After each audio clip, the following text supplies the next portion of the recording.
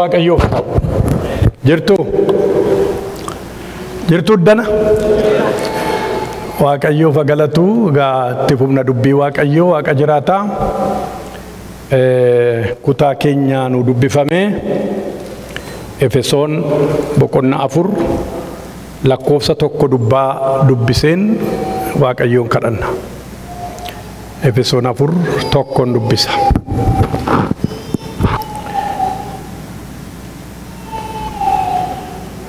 Efesoon 4 tokko.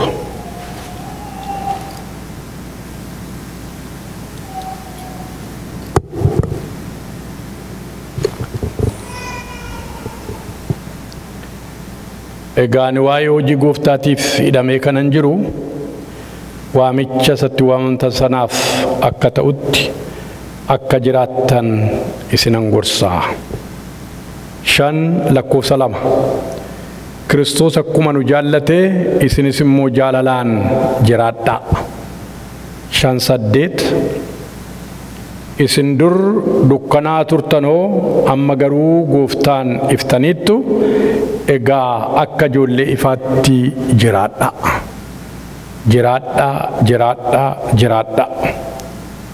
Sadanuu akka ta'utti jiraadhaa. Akka ijoollee ifaatti jiraadhaa. Jaalalatti jiraadhaa. Kadhanna Waaqayyoon. Abbaa bara baraa Gooftaa Yesuus Kiristoos galanni Waaqarratti lafarratti siif haa ta'u. Inni wal'aansoo nuun qabu mana kana keessa naannaa kana maqaa ilma Waaqayyootiin kan qabame haa ta'u. Waaqayyoo xiyya hamaa isa gamaaf gamanaa yaa Waaqayyoo siiksee fooricee wal waamee eebbi kee saba kee irratti akka hin dhangalaaneef karaa adda addaa ejjetu hundumaa maqaa ilma Waaqayyoo Waaqa jiraataatiin kan hidhame haa ta'u. Nurraa hidhi Yesuus. Laphee keenya eenyuufuun ergimnu laphee keenyaati dhuunfadhu. Maqaa Yesuus Kiristoosiin akkan dubbadhu arraba koo bani.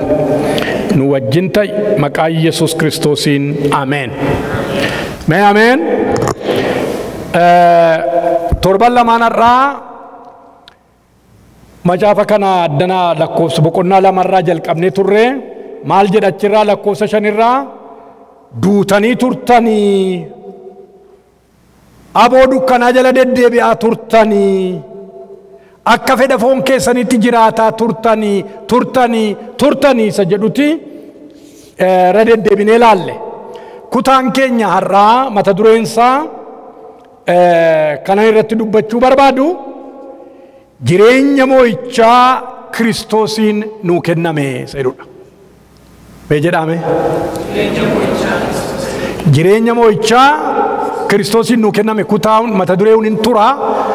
Torban lamaanarraas mata dureessaa isinitti himinirra darbee kana jalatti yeroo dheeraa barannaa jechuudha.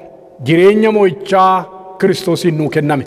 Kanaaf akkas turtan jedha. Du'aa turtan, irra daddarbaa keessaniin duutanii turtan, aboo dukkanaa jala turtan, isa qilleensa kana irratti aboo qabu jala isaaf abboomamaa turtanidha. Egaa karaa gooftaa keenyaa Yesuus Kiristoos uumamni gaaffiinni qabu. Ilmaan namaa gaaffiinni qabu karaa ilma Waaqayyoo Yesuus Kiristoos deebi'eeraa inni. Waan nu deebi'e keessaa waan 3 isinitti dubbadheen ture. Ni jalqabaa Kiristoosii wajjin jireenya nuu kenneenne. Eenyu wajjin? Kiristoosii wajjin jireenya nuu kenne. Kiristoos malee jireenyi hin jiru.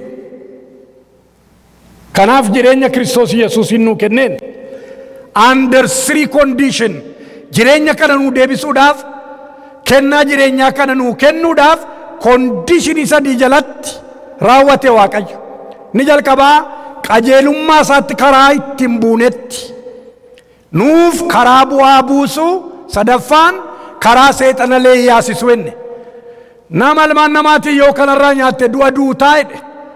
Kanaaf jannata Eden keessaa gadi baase nama du'e sana deebisee jireenyatti waamuudhaaf jireenya kennuufis kondishiniin sadan kun utuu hin faalleffamin fayyina keenya raawwate Waaqayyo. Maqaan Waaqayyoo ulfaatu. Innis maal? Karaa seexanalee yaasisu, karaa nuuf bu'aa buusu, karaa qulqullummaa isaaf qajeelummaa Waaqayyootti hin bu'in ilma isaa dabarsee kennee anaaf isiniin balbala banee ol gashee Waaqayyo. Idaan irra jiru karaa ilma isaa kaffalchiisee dhibee nuyi itti kufne yakka nuyi itti kufne hundumaaf Yesuus xoofoo du'aa fudhachuuf dhuguudhaan anaaf isiniin aarsaa ta'uu isaatiin deebisee ol gashee Waaqayyo. Kanaaf kondishinii kana jalatti fayyina keenya raawwate. Kanaaf wajjin kan jedhu waan sadii agarre. Tokkoffaa lakkoofsa 5 irratti Efesoon 2:5 irratti Kiristoosii wajjin jireenya nuu kenne. Ni lammaffaan Kiristoosii wajjin du'aa nu kaase. Ni sadaffaan jireenya Kiristoosii wajjin mirga isaa nu teessiseen. Sadi wajjin apart Christ we are nothing. Jireenyi hin jiru, fayyinnis hin jiru. Kanaaf Waaqayyo fayyina keenya ilma isaa Yesuus Kiristoosii wajjin taasiseera. Galanni isaaf haa ta'u. Kiristoosii wajjin na teessiseedhaame. Inni kun egaa diteelii keessa deemnee dubbanneerra har'aawwan isatti bu'ee sarraa tafa. Ergamootaaf hin kennine isa kana kumaaf kumaatamni gadi jedhanii isaa sagadu jedheen isa kana diteeliin isinitti dubbadhee har'a isa arfaffaattiin darbaa. Egaa wajjin nu teessisee isa jedhu kana isa wajjin du'aa nu kaase Kiristoosii wajjin jireenya nuu kenne isa wajjin mirga isaa nu teessiseedha. Ameen ameen. Biyya hafuuraa keessatti ilaalcha Waaqayyootiin outlookii Waaqayyootiin Yesuus Kiristoos bukkeetti si ilaala Waaqayyo. Sababiin isaa inni kiraawunii gonfoo qoraattii baatee salphinaan du'a keenya raawwate har'a Yesuus Kiristoos gonfoo ulfinaa mataarra kaatee jira. Waldaan kiristaanaa isheenni salbateef, isheenni gadadameef, isheenni du'ee owwaalameef ulfina isaarraa kan ka'e isaa wajjin ulfina argatteetti. Maqaan Waaqayyoo ulfaatu. Nama jalqaba maaliif uumeen isiin jedhe yaadattu? Gaafa guyyaa ja'affaa nama uume guyyaan itti aanu guyyaa maaliitiidha? Guyyaa boqonnaateedha. Namni gaafa guyyaa ja'affaan uumame boqonnaatti lixa malee hojii dadhabbiitti tooyilingiitti lixa miti. Tooyilingii kan fide cubbuudha. Dafqanii nyaachuu xaaruu kan fide cubbuudha kufaatiidha. Tooyiling. Kanaaf boqonnaa sanatti egaa karaa Yesuus Kiristoos nu deebiseera Waaqayyo. Galanni Waaqayyoof haa ta'u. Kanaaf isarraattan darbee itti lixa. Sababiin isaa inni har'a akka fuun barbaadu gara Efesoon boqonnaa 2:8 deebina torbanarraa achi jalqabnee tokkoon fuunee deemna. Garuu har'a kanana sutaalee boqonnaa 4 ga'eef nu teessise erga inni itti aanu maayin. Abbaa gammachiisii qopheeffadheen dhiisee dhufe afaan Amaariffaa warri qabdan yookiin Oromiffaa abbaa gammachiis kan qabdani isaa wajjin jireenya nuu kenne jedhu kana boqonnaa lakkoofsa 4 boqonnaa 4 lakkoofsa 1. Egaa ani waa'ee hojii gooftaatiif hidhamee kanan jiru waamicha isatti waamamtaniif akka ta'utti akka jiraattanidha. Inni sun immoo akka deddeebitanii jedha. Kun lamaan wal'aanu dubbii Waaqayyoo keessatti wal'aanu hin waraarrasaallu. Wal'aanu jiraachuu deddeebi'u. Egaa erga nu teessisee booddee inni taanuu jireenya Kiristinnaa keessatti jireenya amanaa tokko keessatti deddeebi'uudha. Isa kana tooraan ilaalla gaara. Deddeebi'uun tajaajiladha. Garuu Waaqayyotu tajaajilaatti nu waamin gara siifachi fiiguutti tunu waamin waaqayyo akka nuyi teenyee akka nuyi boqonnuuf hojii Yesuus Kiristoosiin raawwatame akka dannamannuuf hojii Yesuus Kiristoosiin raawwatame jireenya keenya keessatti oowni akka nuyi godhuu barbaada waaqayyo. Utuu isan nannamatin, utuu isan argin, utuu isan hin jiraatin kaanee tajaajiluu hin dandeenyu. Fiffiiguu hin dandeenya, bu'aan buusu garuu. Tajaajiluu dandeenya, siifachi fiiguu dandeenya, camcalaqqiin jedhu. Jireenya namaa irratti impaaktiin uumu. Jireenya namaa kan hin geeddarre ta'a tajaajilli keenya. Kanaaf nu boqochiisuu barbaada. Ergamichi Phaawulos akka jedha Galaatiyaa tokko keessatti akkuma amaneen eessa akka inni dhaqee nutti dubbata biyya Arabaa dhaqeen waggaa 3 taa'een Yesuus irraa baradheedha. Akkuma amaneen biyya Arabaa Galaatiyaa tokko lakkoofsa 16 dhaqeen taa'een isarraa baree nama tokko irraa iyyuu hin barre isarraan bareedhe. Erga sarraa baree booddee erga taa'ee booddee erga jireenya boqonnaa sana keessa lixee booddee bara jireenya isaa hundumaa fiigichaan raawwate namichi kun.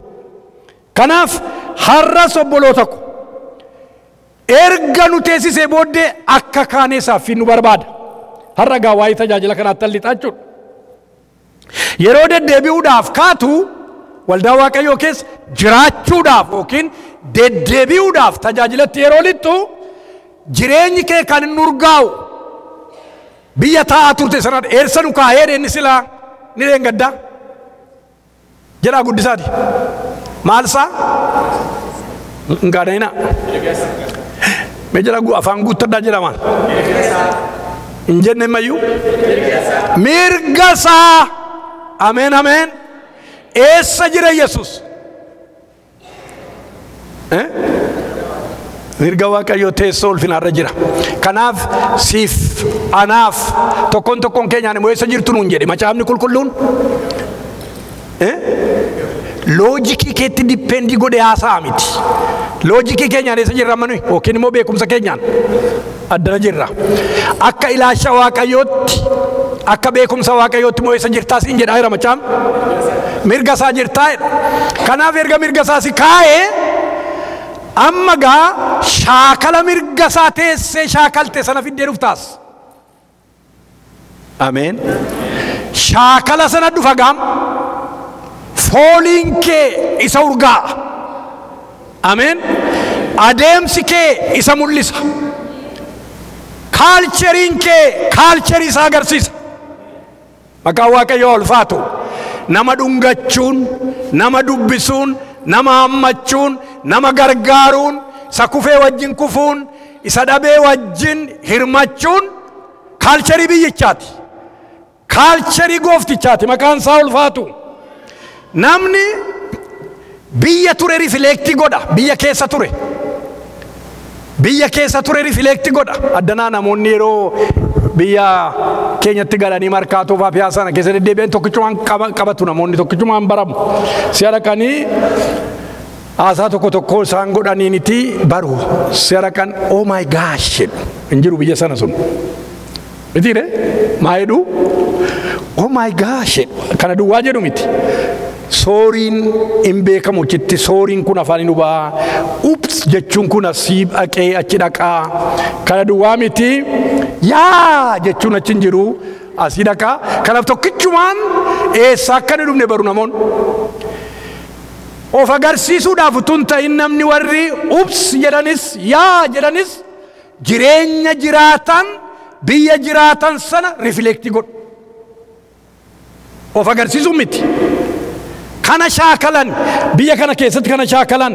Kanaaf akkasuma Yesuus Kiristoosii wajjin dubbii waaqayyoo waaqa jiraataa kanaa wajjin yeroo wal barru dhugaadhaa wajjin yeroo wal barru jireenya wajjin yeroo wal barru namoonni jireenya nurraa argu. Namoonni jireenya nurraa afuuffatu. Maqaan isaa kan eebbifame haa ta'u. Kanaaf obboleessa koo obboleettii koo jarreen qabduu qurxummii turan sun laga Galiilaa naannaan sun foolii urgaa kan hin qabne jireenyi isaanii dhiiga duwwaadha. Qurxummiidhaa wajjin wallaansoo wal qabaa oolu.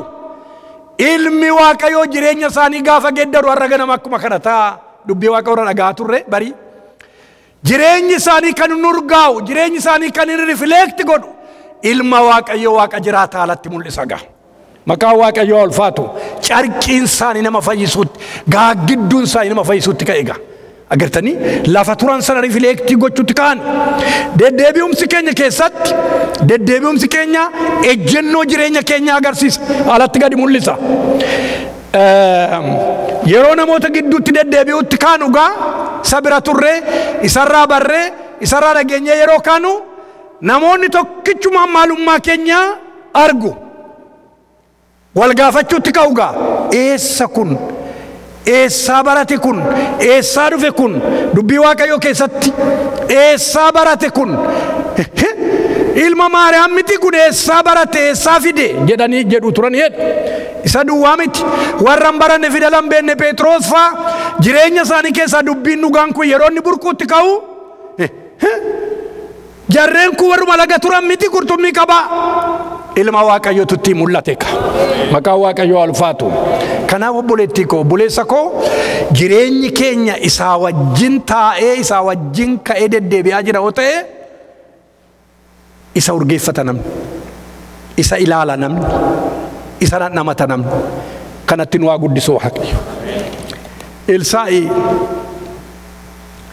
dubartittii ishee Suuniim sana waan isheen jettee yaadattu soorettiidha abbaa manaa ishee wajjin jireenya gammachuu qabu jiraatti akkasittiin jettee dhagaaf tokko namichi yeroo hundumaa balbala keenya irra darbu kuni nama waaqayyoo kan inni ta'e ani beeka jette nama maali nama waaqayyoo kan inni ta'e ani beeka leekchariin gooneef hin lallabneef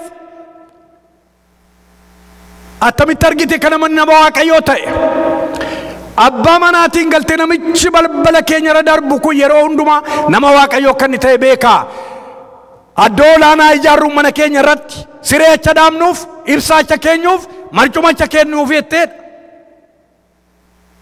gara biyya keenyaatti yoo deebifte inni kun waan baay'ee nama mamsiisa maachuu isheetti dubartii hun jechisiisa baga karaa ishee dhufe garuu maqaan isaa ulfaatu baga karaa ishee dhufe gadhee taasila inni garuu wanta tokko shakkii jalan dubbanne toleedheen gaafa ollitu namni kun jireenya isaanii kiyyoo kan itti ta'e gudunfaa kan itti ta'e bara jireenya isaanii hundumaa argachuu isaan dadhaban badhaadhummaan fiduu isaan dandeenye badhaatu turtee jedha sooressa turaniidha soorummaan fiduu kan hin dandeenye dukkanama seenummaa mana sana keessaa gabbaasee Yesuus maqaa waaqayyoo ulfaatu waggaarraa dubartiin ana mucaa ilma harkatti baattaattiin jedhe nan sossobin abbaan manaa koo dulloomeera anis dulloomeera waayaan isheetillee dubbanne waa'ee abbaa manaa malee abbaan manaa koo dulloomeera nan sossobin jennaan lamattiin dubbanne namichi gaafa waggaa mucaa ilma harkatti baachise waaqayyo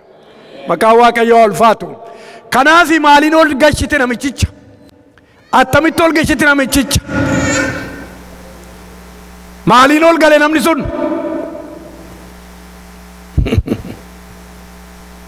illallamnees waan tokko hin jenne garuu deddeebii jireenya isaa raajummaatu irraa mul'ata nama waaqummaatu irraa mul'ata irraa dubbifama namoonni nu dubbisu obbolootaa obboleettotaa namoota kan tuquu jireenya keenya keessaa sanu ilallamnu miti isa nu jiraannu malee ameen maaltu tuqa naman jedhe isa nu jiraannu malee isa nu lallamnutu jireenya namaa tuqa miti saawundi kan qabu caalaatti gamaa kan nama waamu jireenya keeti adeemsa keeti deddeebi'umsa keeti isa lallamnurra isa goonurra jechuudha isatu caalaa jechuudha Qorontos 2:3 irratti namoonni kan isaan dubbisan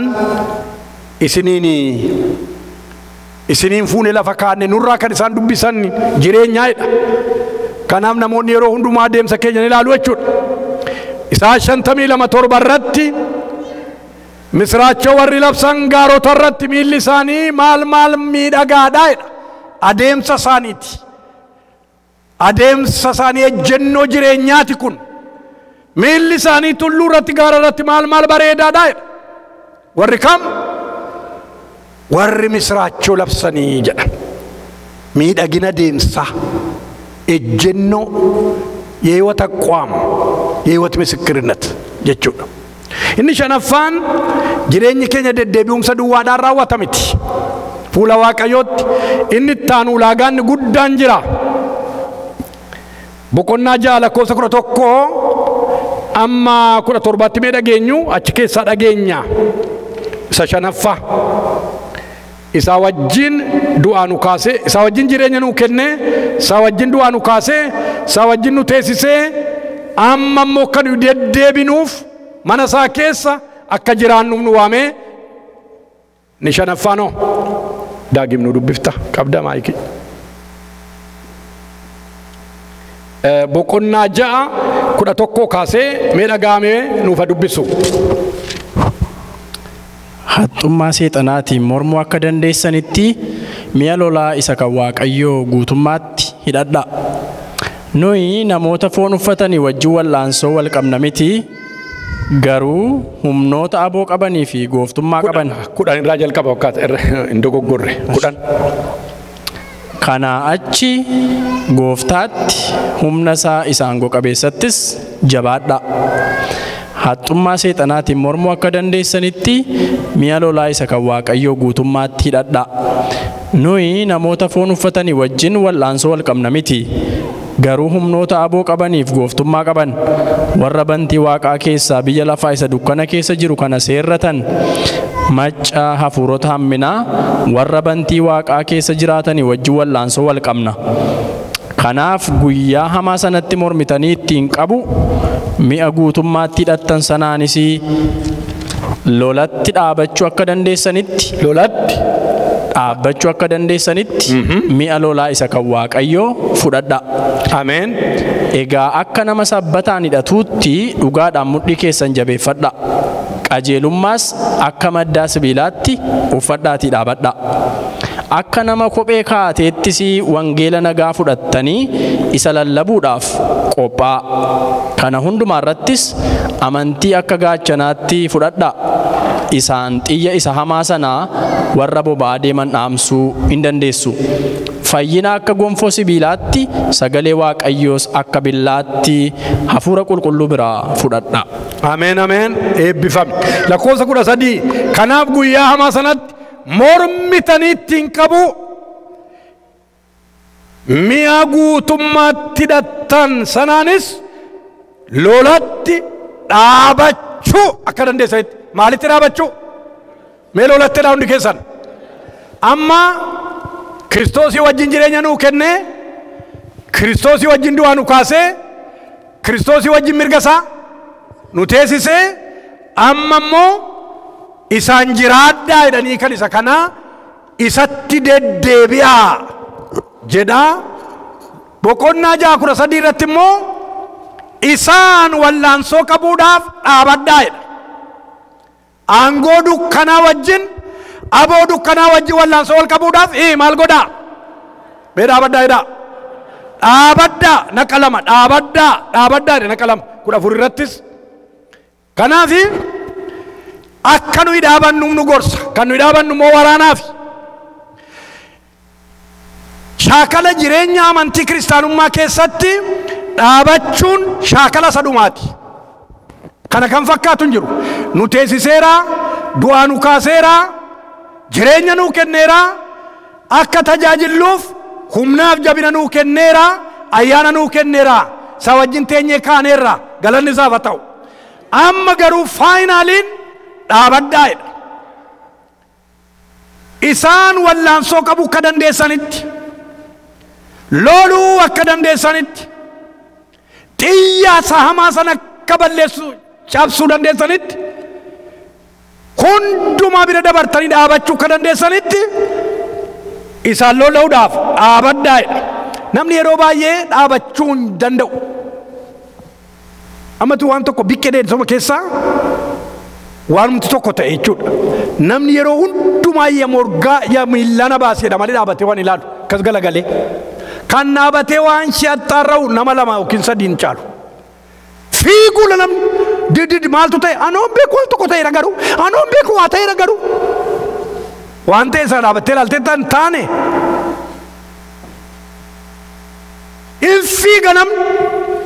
dhaabachuun shaakala isa guddaadha. Firm mana Waaqayyoo keessatti jireenya hafuuraa keessatti dhaabachuun waan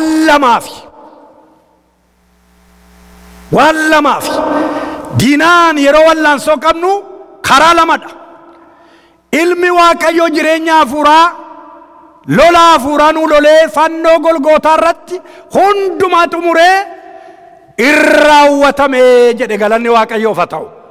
Kanaaf wanta jireenya keetiif ta'u waan ati loltee dhattee fiddu hin jiru. Waan ati wallaansoo qabdee dhattee fiddu hin jiru. Yesuus wallaansoo sii qabeera. Waan ati hin dandeenye, waan ati godhachuu hin dandeenye ilmi Waaqayyoo diinatti ba'ee isa lolee mirga harkaa fuudhee jireenya waldaa kiristaanaatiin mirga sana deebiseera. Ibroota boqonnaa 2:14-15 irratti dhaqi ilaali. Isa du'arratti aboo qabu du'aan wallaansoo qabuudhaaf fooniif dhiiga uffateedha. Isa du'arratti aboo qabu sana isa ilmaan namaa sodaachisaa tureedha. Ibroota 2:14 irraa ilmaan namaa sodaachisaa ture, dhiphisaa ture, kuffisaa ture sana wajjin wallaansoo wal qabeedha. Kanaaf aniif ati wallaansoo ka qabnu inni nitti nu waame jireenya gonfachuudhaaf jireenya argachuu miti, jireenyi ilma Waaqayyootiin argameera. Isaa wajjin maal nuu kenneedha? Jireenya nuu kenneedha. Kiristoosiin nuu kenname jireenya. Soo inni ati dhaabattu maaliree? Maaliif akka ati dhaabattu barbaade? Waan lamaaf dhaabatta gaa. Tokko dirree moo'ichaa sana keessa akkas hin baafne. Iddoo ilmi Waaqayyoo si dhaabe sana keessa dhaabattee akka ati defend of gootuuf si dhaabe Waaqayyo. Ameen ameen. Maal akka gootuuf? Defendi maan Oromifaan?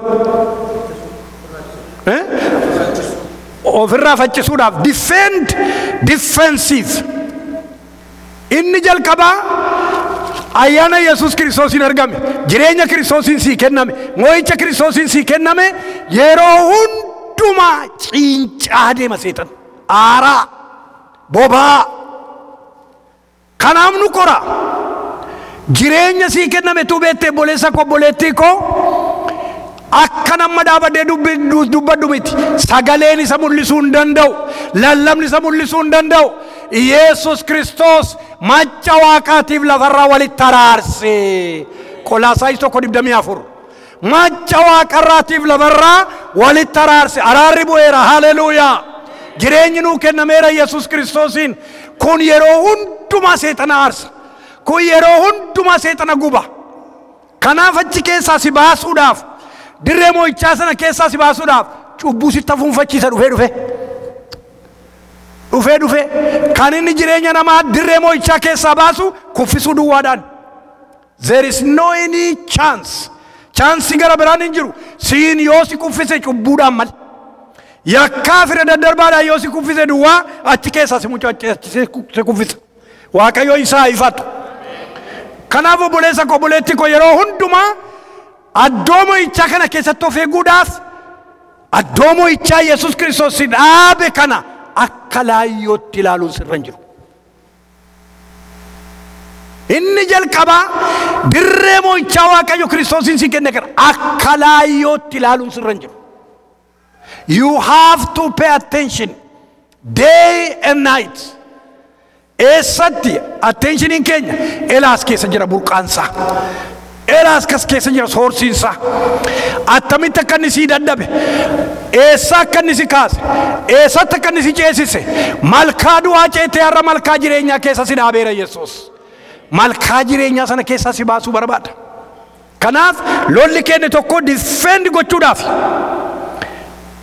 ለድል ሳይሆን ድል ተሰጥቶናል። moo'ichi nuu kenname, moo'icha waraana miti. Iddoo kee akkan gadhiifneef lolta malee seexana.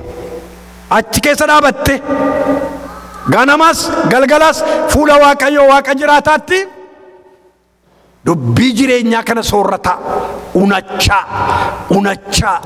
unachaa fuula isaa dura jilbeenfataa Egziyoo jedha achi keessatti of edda. Nama guddaa nama Waaqayyoo tokkotu yeroo hundumaa yeroon isaanii wajjin haasa'uu dhaqu biyya Naqamteetii gara Finfinnee dhufaniiru. Biyya Finfinnee wanti na fidu yeroo jiraatu yeroo hundumaa jireenya koo keessatti qabamee kan jiru jireenya isaaniiti. Haasaadhuma xinnoo duukaa haasa'u. Haasaa baay'ee miti. Haasaa xinnoo duukaa haasa'u. Yeroo isaan kadhatan immoo carraa argattanii duukaa kumnaan immoo waan dinqiidha. Nama guddaadha. Nama Waaqayyo bara dheeraatti hin ejjetedha. Dheengaddaadha manaa kootti agarsiisa. Ammallee itti agarsiisuu hin danda'u. Yeroo isaan jilbeenfatee yeroo hundumaa akka isaan gaggalagalee ilaalaa kadhadhaan jedhe. Maal barbaaddan nanu yeroo baay'ee yeroo gara kadhannaa jilbeenfachuu tokko waa irra jilbeenfannu barbaadna gara biraanoo. Ishee kan ishee barbaadna laa ishee kan. Jaarsi garuu namni Waaqayyo sun garuu adda isaaniitiin lafa dha'aniiti. Addi lafaa waliin ka'u. Barruun harkaa lafatti gadi qadaadame achiin ka'u. Barruun achii waliin jedhu addi waliin jedhu. Ani gaasuma kanatu na eebbisa. Utuun gara Kiristoos hin gahin. Utuun malkaa darbee gara Kiristoos hin gahin nama tuqame kanatu na eebbisa. Nama jireenyi isaa tuqame kana. Maqaan Waaqayyoo bara baraan haa ulfaatu. Kanaaf obboleettii koo obboleessa koo jireenya nama sanaa keessatti waan Waaqayyo mul'ise yeroo teessanii ilaaltan it seems that he has another Bible than what you have, but it is the same.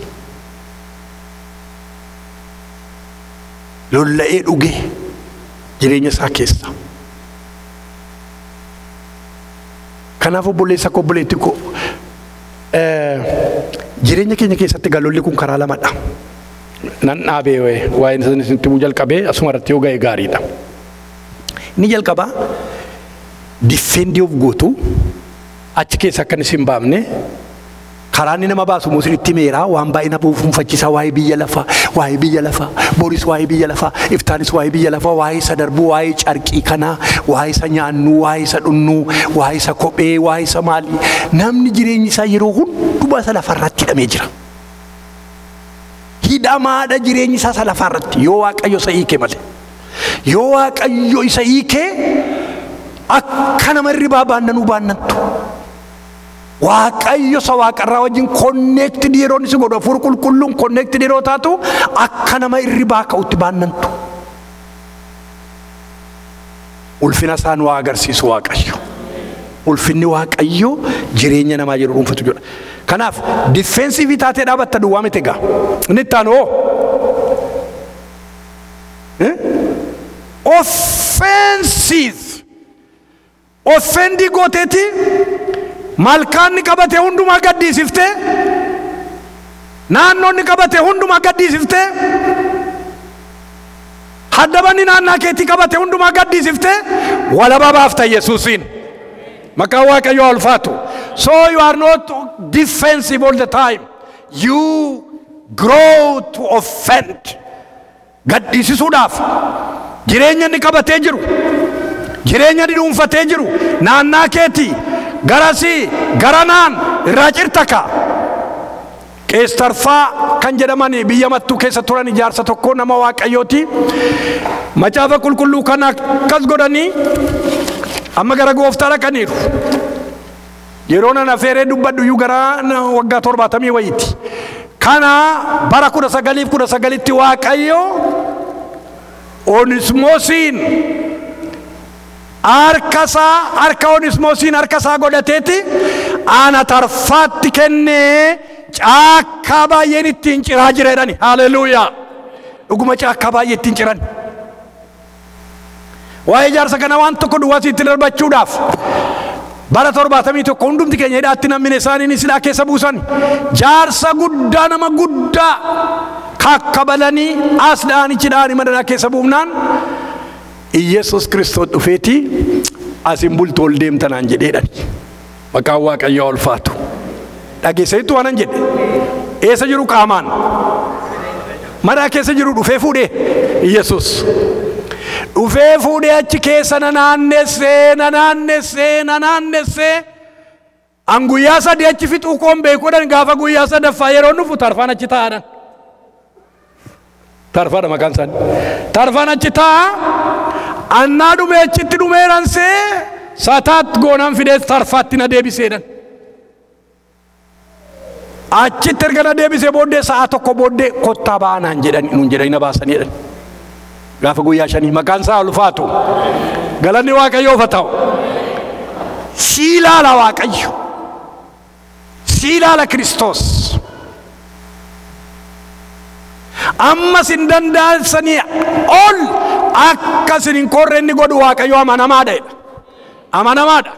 ከሚቻላችሁ መጠን ይልቅ እንዳትፈተኑ የሚያደርግ እግዚአብሔር የታመነ ነው ይላል መጠኑን የሚመጥነው እግዚአብሔር ነው መቃንሳ ኡልፋቱ ከናፍ የሮ ሁንዱማ አኩመ ሳንጀዳን ጫካ ባየሪት እንጅሬዳን ሐረጋናና ከያደባባየ ጅራ ጫካ ባየ ጅራ ኑቱ የሮ ሁንዱማ ዲፌንሲቭ ታኔ ማለ ዋምባየ ሲንገዲስ ሳዋቀይ መቃዋቀዮ ኡልፋቱ በረደርጊ ስለሲን እንጀዳል ተኮ ደምቢዶሎት ዳምኔ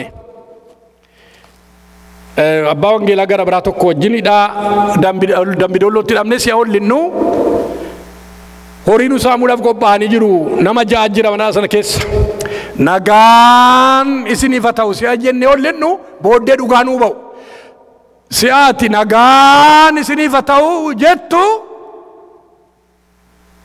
sodaatu nu liqimseedha sila harka dadachaafanne isin eegaa jirra waan shaamaa fidaa innee horii isinirraa fuudhuudhaaf jedhe achi booddee jarreen jaan sana wajjin gaafa guyyaa ittaanu galgaluma sana wangeelatti lallabne dulee galgaluma sana hafuurri qulqulluun geeddaree jilbeenfannaatti kaan egaa torban lama duukaa turre torban lamaanu isaanii wajji worship gochaa waaqeffachaa turre gara Naqamteetti ol fidan gara Naqamtee yeroodhannu nama 19tu jira achi keessa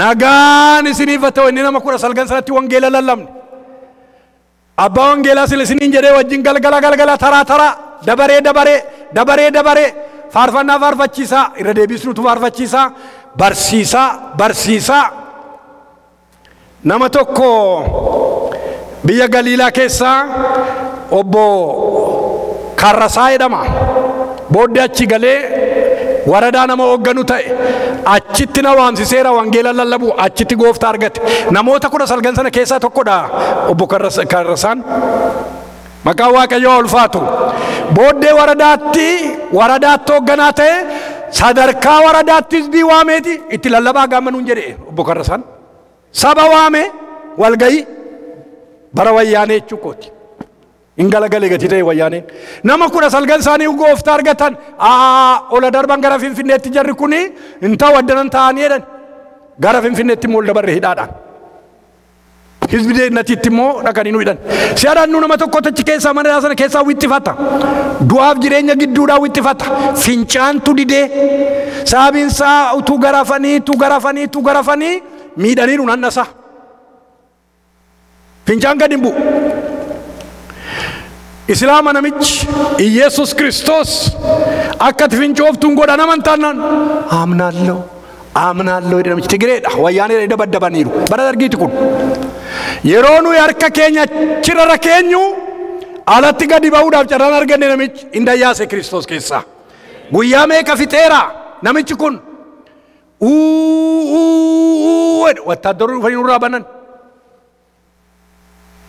namicha wawwaatu sana Yesus Kristos ilmi Waaqayyoo guyyaa tokko booddee mul'ata arguutti ka'e ጫል ጀቹም ቤኩ ምንድነው ነጫጭ ወፎች ከሰማይ የመጡና አንተ ላይ ያረፉ እየተመለሱ ምንድነው እሱ ኦቱመኑ የሂዳ ሰለ ከሰተኙ ዜጎኒ ሻን መናትለመን የመኒ ሆላንዲ ስዊዘርላንዲ አችትለመን እንግሊዝ ፈለለቡት ካኔ ገልገለግላ ወንጌል መቃዋ ቀዮ አልፋቱ አማች ከሰት ኦሮማ ተኮ ዲቭነን ደምኔ ነማ ኢየሱስን ይፉዳን ነቀምቴትስ ደምቢዶሎትስ ኢልሚ ዋቀዮ ዋቀ ጅራታ ሂንገዲሲ ሳያናሲ ከና የሮ በርባችሱት ከናቲት እንገርጋራምቱ አያናሳሲ ከና ዋቀዩ jabina namaa irratti hundaa'e miti, jabina keenya miti.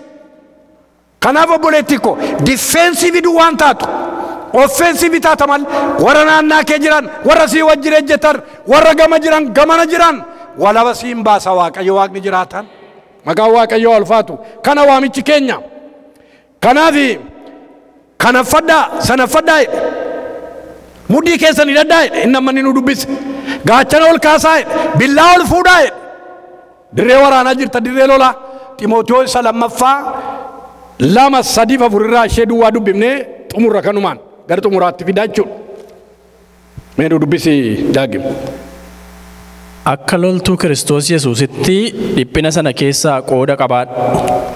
Namni loltuu ta'ee lolaa jiru isa loltuu godhee isa qacarate sana gammachiisuudhaaf, bukkeedhaan waa argachuudhaaf hojii warra kaaniitti lixuu hin dhiisa.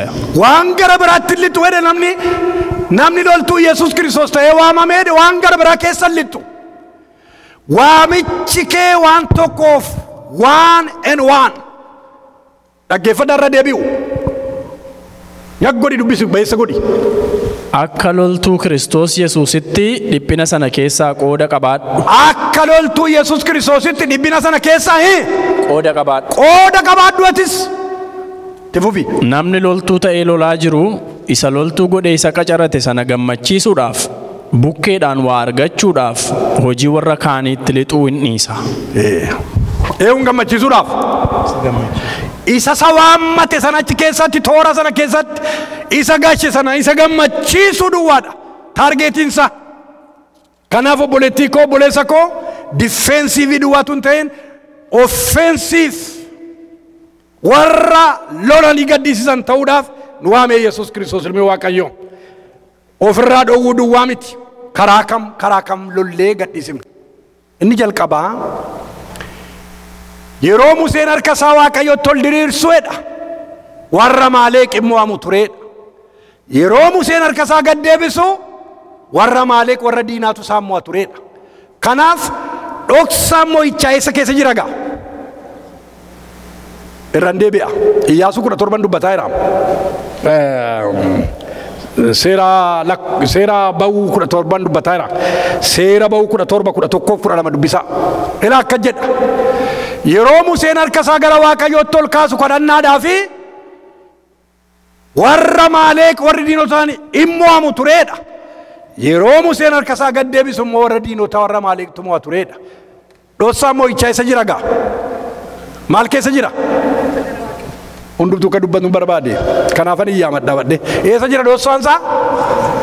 Kadhan harka diriirsuu keessa jira. Akka itti sii dhufa miti nan sila jedhe sun. Callumeedha bashannanaa dhufa miti haasa'u kun. It's too costly. It is too costly. Calluma itti irra gadhiisifta miti. Fuula Waaqayyootti yeroo harka isaa gadhiis ol kaasu himmoo turanii warri Iyyaasuun faayidha warri kan isaati. Yeroo inni gad deebisu garuu diinota mo'atoreedha. Dhoksaan isaa meeshaa geggeeddaruu miti. Meeshaa waraanaa geggeeddaruu miti. As jira dubbichi. Kanaaf mana Waaqayyoo keessatti harka ol kaasuu jechuudha. Tokkoffaa raasin maasmaarrak ነው isatti booji'amuu keenya kan agarsiisu. Inni gara biraan ani hin danda'uudha harka kaasuun. Inni sadaffaan Yesuus Kiristoosiin ati naa waraaniidha. Yeroo harka keenya ol kaamnu isa nurratti hidhate sanurratti nyaama gadi fageeffate kaate nuu diiga Waaqayyo Waaqni jiraatan maqaan Waaqayyo ulfaatu. Kanaaf inni gara bira gooftaa Yesuus Kiristoos kan inni itti lole liina isaa seexana kan inni itti lole waan gara biraadhaan miti. Inni immoo dubbii Waaqayyootiin halkan 40 guyyaa 40 lafa onaa keessa jilbeenfatee yeroo seexanni itti du'e akka jedhamee caafameera ittiin jedhe. Yeroo nammas geddaree dhufu akka jedhamee caafameera. Sagalee Waaqayyoo meeshaa lolaati. Kanaan lolta jechuudha jireenya kee keessatti dhaanuudhaan. Kanaaf obboleettii obboleessaa qoomeen kililaachiin xabbaaqii isaan hon achi dabarree jireenya eewutiif kadhataa jirtam. Maatii kee keessa jireenya nama meeqaatiif kadhataa jirta? Namni Yesuus Kiristoosiin arganne meeqa jira?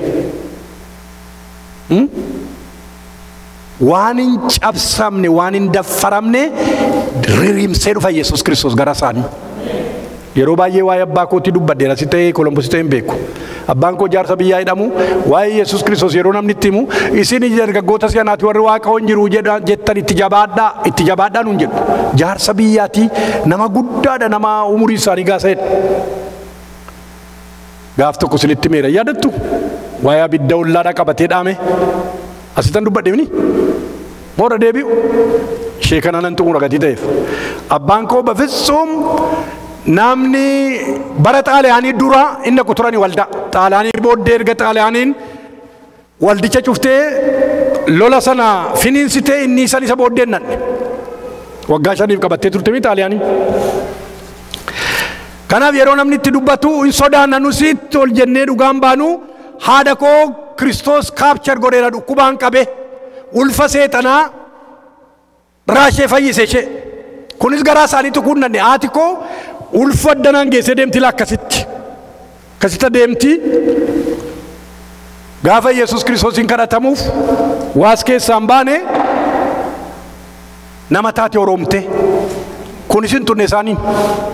Kanaaf obboleessi keenya hangafni koo tokko du'eetti du'a ga'uu teenya mana jala. Utuu mana jala teenyu abiddi tokko mana ollaa keenya qabate.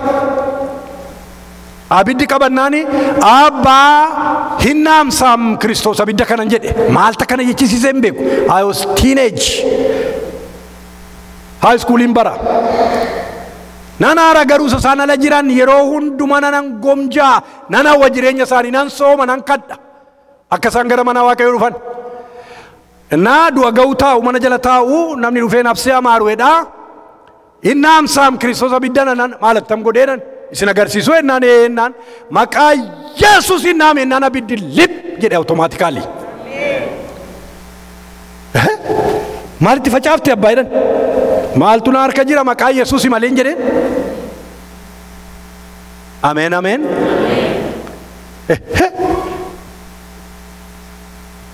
Dhiisuu dadhaban namni dhufee namatti nafsee amaaru jedhu dhabee isaan yaadaan qabamanii biyya gara biraa keessa jiru. Hin taa'u jalluma jedhanii warri du'a ga'uu dhufanii taa'anii ofumaa mataa farsanii sokku isaan as hin jiran. Maalan godhe ettee abbaa jedhu ammas oomaan godhe maqaa Yesuus Kiristoos dhaamseen jedha. Yeroo sana sa'a 7 geeddarameera kadhannaan bara dargiiti rakkinadhaa gidiraadhaa sa'aatii 4 akka biyya sanaatti waaqeffannaa tokko bariitti deebisaniiru. Barii yandaaqqoo halkanirraa hin bulanii ka'i kaabba gara bataskaana keedhannaadhaan an dhugaan seene waanan ta'us na wallaalee waanan qabadhu waanan gaddisu wallaalee dafee an du'a ga'uu taa'u wedheetan du'a ga'uun guyyaa 3 hin guunne erga mucaa isaanii owwaalanii ka'i kaabbaadhaan uffatanii ka'anii waldaa Waaqayyoo dhadhe maqaan Waaqayyoo ulfaatu. Har'a nama meeqa jira kan ala jiru hankee nama meeqa jira kan hirriba si dhowwu waan hirriba immoo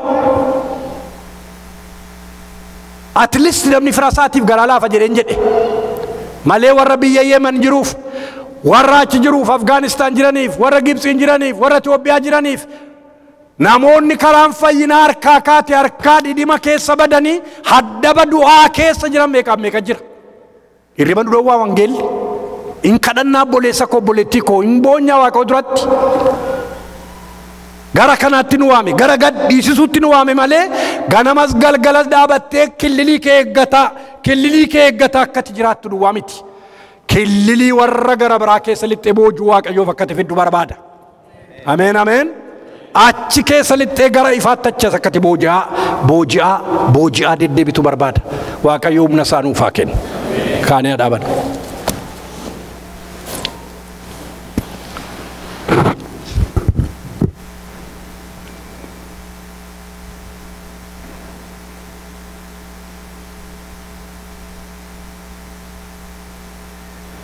Mana hidhaa hidhamanii Phaawulos fa'aa Phexros fa'aa gudii magaalaa keessa si deddeebi'an gudii waan dinqisiisaa karaa isaan darban hundumaa mallattoo addaa jira. Manadhaa hoonsu dhaqanii hin booji'u Yesuus Kiristoosiin magaalanni isaaf haa ta'u. Manni duwwaatti hafa. Inni eegus dhaqee obboloota koo obboleettota koo akkam fayyuu maal gochuutu naaf ta'a jedhe wattaaddarri dhaqee miilla isaanii jalatti kufeedha. Madaa isaanii irraa dhiqeedha wattaaddarri isaan eegaa ture. Maqaan Waaqayyoo haa ulfaatu. Boojuu naa kennedhame Kiristoosiin. Don't be passive. Mana Waaqayyoo keessan taa'in callumette. Be active. Qeesii duwwaadhaan ejjeta miti. Wangeelaawii duwwaadhaan ejjeta miti. Ati intala Waaqayyooti, ati ilma Waaqayyooti. Walaba kan baate, walaba baasuudhaaf kan waamamteedhaati. Maqaan Waaqayyoo haa ulfaatu. Ifti si keessa jiru warra kaan akka booji'u. Jireenyi si keessa jiru warra kaan akka impaakti irratti uumu. Kanaaf si waame Yesuus. Kanaaf nu waame Yesuus. Maali kophaa kee ibsaa dukkana keessaa duwwaa taatee maateessa? Naannaa keetti darbitee ceetee gamaaf gamanaa booji'aa ulfina Waaqayyootiif fidaa. Mana Waaqayyoo keessa akka deddeebinuuf waame ilmi Waaqayyoo Waaqa jiraata. Haleluuyaa. Rooma gabaabaa sadiina nalamoyya. Haleluuyaa. Haleluuyaa. Haleluuyaa. Mee firoota keessan maqaadhaa yeroo kana. Nama akka inni gooftaa argatu barbaaddan maqaadhaa yeroo kana. Nan kadhaafi. Akka barbaadetti dhaqa Kiristoos garasa garashee. Haleluuyaa. Garasa garashee akka barbaadetti dhaqa Kiristoos. Karaa mijeessini bate inni karaadha. Inni dhaquu danda'a. Garuu ati kadhuufamma yeroo kana. Ollaa keetiif kadhadhu. Warra beektuuf kadhadhu. Warra hin beekneefis kadhadhu. Aangoon du'aatti marsee dukkanni itti marsee jireenya harkaa badee adda du'aa keessa warra jiraniif kadhadhu obboleessa ko. Kadhadhu obboleettii ko. Roobaa baabaa sadiina nalama. Waaqayyo Waaqa jiraataa si haa galatu. Si haa galatu ilma Waaqayyoo si haa galatu. Hidhaa namarraa hiiktaa si haa galatu. Maqaa gooftaa maqaa Yesuusiin hidhamanii kan jiran wangeelli fayyina gara mana isaanii kan hin nanne galgala kana karaa addaatiin isaan bira haa ga'u. Dhaaqii rurrukuti balbala isaanii. Dhaaqii rurrukuti iddoo ciisichaatti. Dhaaqii rurrukuti iddoo isaan ta'anitti. Maqaa Yesuus Kiristoosiin inni walaba baaftu. Inni jireenya namaa hurrii baaftu. Inni jireenya namaa birmaduu baaftu. Ifa wangeelaa dhaqii isaan naali. Harka keessan ol kaasaa warri fira kadhattaniif qabdan. Warri ollaa kadhattaniif qabdan. Roobaa baabaa sadiina nalama. Irra bagabayyadina nanamoo sandooniyaa. Maqaa gooftaa maqaa Yesuus Kiristoosiin yaa wangeela dhugaa. Yaa wangeela jireenyaa. Dhaqii jireenya isaanii birmaduu baasi. Dhaqii jireenya isaanii walaba baasi. Dhaqii jireenya isaanii dukkanarraa kaasi. Maqaa Yesuus Kiristoosiin golgaan du'aarraa tarsa'u. Golgaan badiisaarraa tarsa'u. Golgaan cubbuurraa haa tarsa'u. Maqaa Yesuus Kiristoosiin yaasa walaba namaa baaftu. Yaasa birmaduu namaa baaftu. Yaasa jireenya namaa hiiktee gaddiiftu akka jabbii orogaa utaashiftu. Jireenya isaanii irraa hidhaan kan harca'ee ta'u. Du'aan marfamanii kan jiran. Badiisaan marfamanii kan jiran. Waaqayyo Waaqa jiraataa fira obboloota kooti. Lammii isaanii ollaa isaanii bitaan mirgaa. Galgala kana ifti wangeela maqaa Yesuus Kiristoosiin haa dhaalu. Waan nu gargaarteef si haa galatu. Waan nutti dubbatteef si haa galatu. Waan nu jiraachifteef si haa galatu. Bara dabarsine keessatti yaa Waaqayyo nu geggeessiteetta. Jireenya namaa yaa Waaqayyo vaakiyuumiidhaatiin guunne taanaan birriif warqeen hin guutu. Isheen diimtuun inni diimaan hin guutu. Isheen magaalli inni magaalli hin guutu gooftaa. Warqee birriin hin guutu jireenyi namaa vaakiyuum duwwaadhaatiin jirtu taanaan keessa. Waaqayyo Waaqa jiraata taammisaa akkasumatti humaa. Waan isa gammachiisu tuun jiraatiin jireenya isaa dabarsaa. Maqaa gooftaa Yesuus Kiristoosiin dhibbina Kiristoos keessaa qooda qabaadhu jedhe. Jireenya hafuuraa keessaa, waraana hafuuraa keessaa qooda akka qabaannu galgala kana nu gargaari ati. Maqaa Yesuus Kiristoosiin paasiivii duwwaa kan taane mana kee keessatti aktiivili hafuurri qulqulluu namootatti hin ejjetu. Aktiivili namoota hafuurri qulqulluun ergatu taanee darbuu barbaanna. Maqaa Yesuus Kiristoosiin kunoo ajjirraa nutti maayii ba'i. Arraba isaaniitti maayii ba'i. Harka isaaniitti maayii ba'i Yesuus. Jireenya deemsa isaaniitti maayii ba'i Yesuus. Maqaa Yesuusiin fuula kee dura yeroo deddeebinu yeroo baanee gallu Kiristoos ilma Waaqayyoo kan namoota boojinuu nu taasisiyati. Habooji aman warri nu ilaalan, habooji aman warri nu argan, habooji aman warri nu dhaggeeffatan. Maqaa Yesuus Kiristoosiin siin jiraachuu nu gargaari. Siin lallabuu duwwaatu hin ta'in siin jiraachuu. Siin jiraachuu. Maqaa Yesuus Kiristoosiin ati nu gargaari. Bara keenyaa fi guyyaa keenyaa fi hundumaa biti. Saba keenya yaadanna. Araarri kee ayyaanni kee saba keenya yaadatu. Wangeelli talallabamu Yesuus. Karaa barbaachise hundumaan wangeelli talallabamu. Waaqayyo wangeela lallabna saba keenyatti afaan keenyaan jedhanii warra ka'an dura kan ijaajju. Aangoon dukkanaa aangoon du'aa hundinuu maqaa ilma Waaqayyo Waaqa jiraataatiin jiru kan gaggalagale haa ta'u. Maqaa Yesuusiin karaatti baasiyati. Hadhaga'u sabni keenya wangeela, hadhaga'u wangeela mootummaa ilma Waaqayyo, hadhaga'u yaa Waaqayyo. Wallaalummaadhaan badiisaan yaa Waaqayyo afaan inni nageenyeen. Ganamas galgalas itti wacabbaruun nama fuuraan godhu yaa Waaqayyo. Maqaa Yesuus Kiristoosiin karaatti bani saba keenyatti. Karaan itti banamu maqaa Yesuus Kiristoosiin. Karaa wangeelli itti bira ga'u yaa Waaqayyo irratti banamu. Waan hundumaaf si haa galatu. Warra har'a dhufuudhaaf carraa dhaban obboloota obboleettota sitti laadha. Araarri fayyaanni keessaa na yaadatu. Boleetti keenya boggee fuula kee dura keenya yaa Waaqayyo. Mucucaattee kuftee boleettiin keenya kaleessa dhaqee kadhadheeraa fi miilla seetuu cabee baay'ee ol fuutee abbaa manaatu gargaaraa jira. Baay'ee rakkatti. Peeniinsaa akkasin jedhamu Waaqayyoon kadhannaaf fayyisuu danda'a.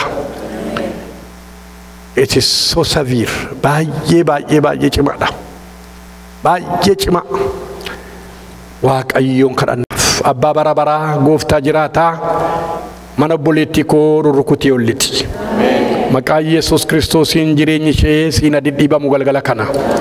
Yaa Waaqayyoo hiyyeessotaaf ati deegota sooromsuudhaaf an dhufette. Isaayyaas 61 keessatti isa gadadamaatti cufame irraa banu deegota badhaadhota gochuun dhufette. Israanyoota immoo hiikee gadhiisuun dhufette. Maqaa gooftaa maqaa Yesuus Kiristoosiin jireenya obboleettii kooti galgala kana yaa Waaqayyo araarri kee ayyaanni kee ishee qaqqabatu. Yaa safayyiftuu yaa samadaanamaa qaqqabattu. Akkuma garbichi kee Ermiyaas 30:17 irratti madaa ijoollee isaa fayyisaa jedhee akkuma ni dubbate. Madaan obboleettii kootii siina fayyu galgala kana. Araarri kee ayyaanni kee warra nu hin beekne warra nu hin dhaga'inis akka qabatu galgala kana. Warra rakkoo godhatanii dhufuu dadhaban rakkoo isaanii keessatti isaan ilaali maqaa Yesuus Kiristoosiin. Warra dammaquu dadhaban immoo isaan dammassi. Ati nama dammasitaa dammassi. Yeroo nuu kenname kanatti maayii ba'uudhaaf ati nu gargaari. Afaa bara keenyaan hundumaa maqaa Yesuus Kiristoos gooftaa keenyaan. Yaa abbaa keenyaa